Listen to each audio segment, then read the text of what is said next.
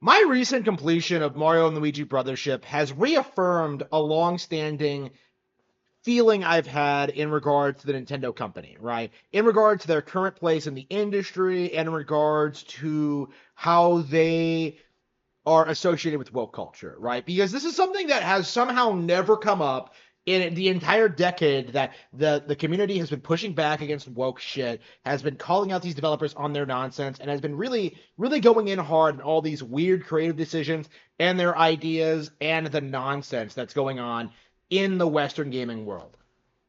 There is a very real denial of the fact that Nintendo is not and never has been associated with woke shit. Now, there was a big push like a decade ago to make it sound like Nintendo hated gamers and was actively trying to undermine them and was actively the most evil corporation in the industry. You still see people say that today, but it's so off base with reality that you honestly can't even take it seriously. And with recent happenings in regards to the release of Emiyo the Smiling Man, Mario and Luigi Brothership, and Xenoblade Chronicles X, we can safely say that Nintendo is not woke, even though the general gaming community wishes it was so they could complain about it. So when you really look and see what people are saying when it comes to Nintendo software and how they're censoring their games, you realize very quickly that they're pulling these claims out of nowhere, right? There's nothing to back this up. There's there's no evidence for it. The games are the same in all regions. You have all these really risque jokes and aspects in all of these recent games that come over here completely untouched to the point where I really don't know what people mean when they try and gaslight you into thinking that something like Fire Emblem Engage is censored.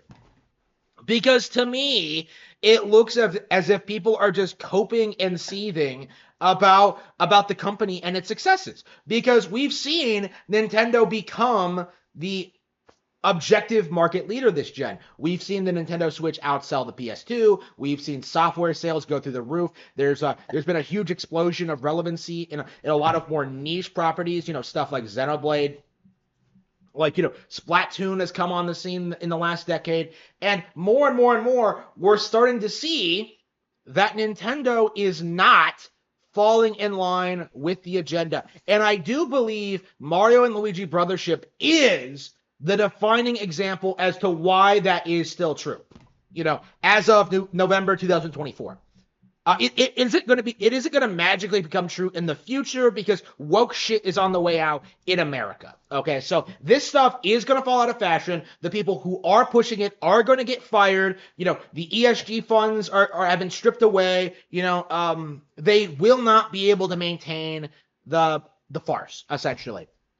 And Nintendo, of course, will take steps to protect itself from these people going forward. So when you really look at Mario and Luigi Brothership, when you really look at its themes, its ideas, what it promotes, the way it treats its characters, what you get is this really based and red-pilled story about a pair of dudes going out and making the world a better place. Now, that in and of itself is pretty based and traditional. It's very much in line with traditional JRPGs. In fact, Mario and Luigi Brothership is, without a doubt, the best JRPG this generation.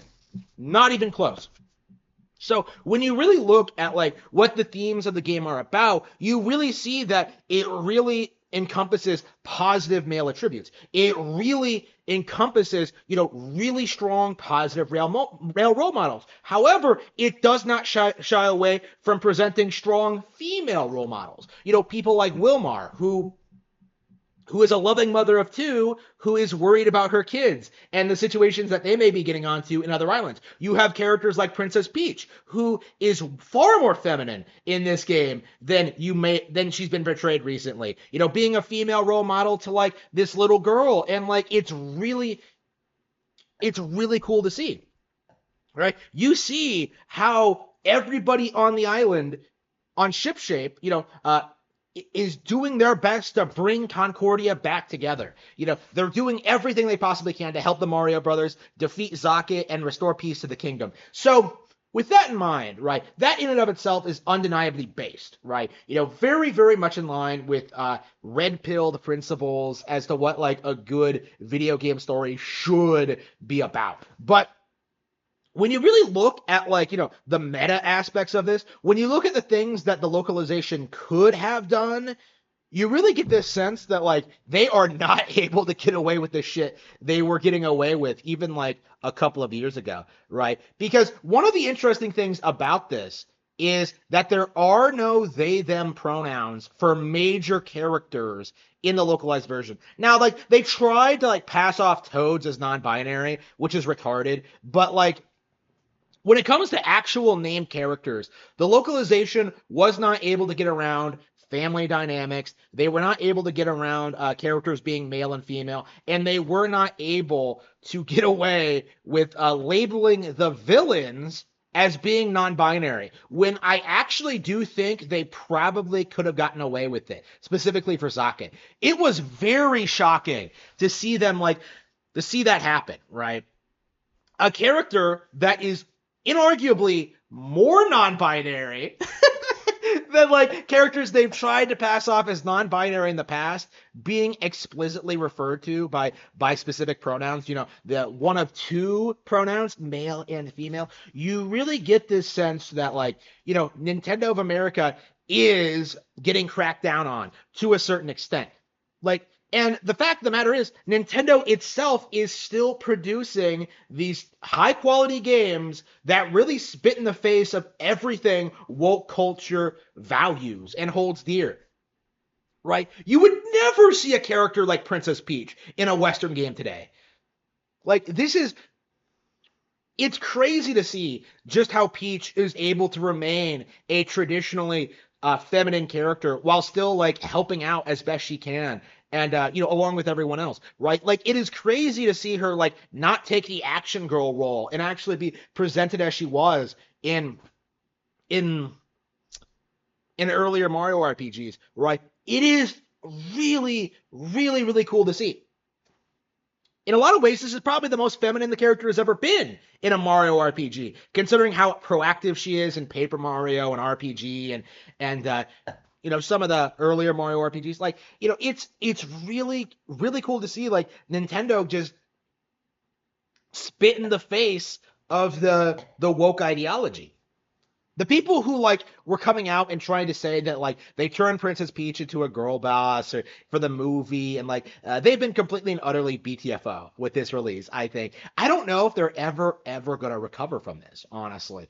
And right now they're trying to gaslight you into thinking that like Xenoblade Chronicles X is gonna be censored when there's not really anything in that game to censor. Like what are they gonna do? Like add type A and type B to the character select screen. Like nobody cares about that. Everybody already knows that like one option is male and the other is female. Like, other than that, like what could they possibly do? Like when you really stop to think about it, when you really look at like what's happening, the culture everywhere is shifting, right? It's not just a Japanese thing anymore. The Western world is pushing back against this, and more, these kinds of people are not able to get away with their nonsense.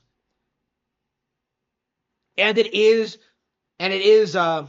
is no way that the actual creators are not actively pushing back against it. I am reminded very strongly of back in 2016 when Shigeru Miyamoto, Anoma, and Fujibayashi, I think, three guys like heavily involved in the Zelda IP who were at E3 2016, like promoting Breath of the Wild. They had just shown it off, and like you had the woke cultural people, the game journos coming out with their weird like fan fiction of like Link should be a girl in this game, and all of them made it very obvious just how much contempt they had for the idea.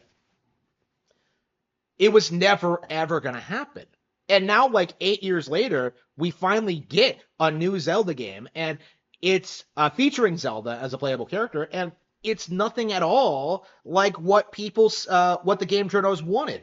What they specifically wanted was a game where Zelda replaces Link and is better than him at everything. But Echoes of Wisdom specifically doesn't do it. And that's one of the reasons why it's such a legendary experience.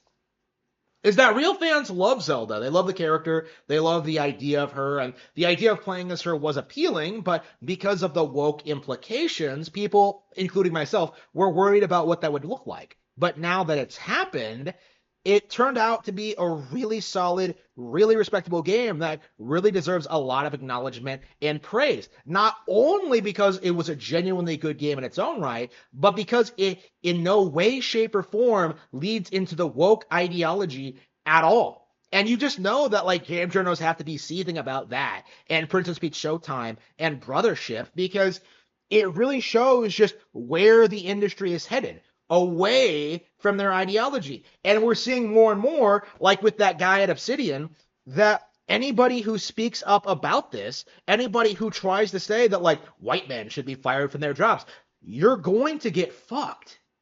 Like you cannot get away with that in this day and age like you used to.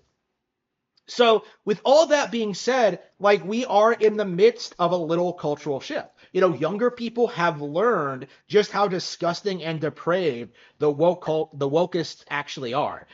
They understand just how disgusting they are and how they've contributed nothing to society, nothing to culture, nothing to gaming, and are rejecting all of them. It doesn't matter if Variety Post makes an article about how Neil Druckmann is the greatest figure in gaming if nobody actually knows who he is or plays his games. The Game Awards can give out Game of the Year awards to Baldur's Gate 3 all they want. It's never going to be more relevant than what Nintendo is doing, right? It couldn't even beat Tears of the Kingdom. After all that shitting on the game, all that propaganda, all that hype, the biggest shill campaign I've seen for a AAA product in years, I think since Cyberpunk 2077 came out. After that massive shill campaign, Baldur's Gate 3 could not outsell Tears of the Kingdom. It could not outsell Mario Wonder. And it's never going to outsell Animal Crossing New Horizons or any of these other games Nintendo has made that's far more popular than it, right? You are going to see a slow, gradual decline of Larian, just like we've seen with FromSlop, just like we've seen with BioWare, with CD Projekt Red, with Bethesda, all these companies that haven't put out any Obsidian, all these companies that haven't put out anything good in years or ever in a lot of cases. Nintendo is going to outperform all of them. And a big reason for that is because the company has never gone woke.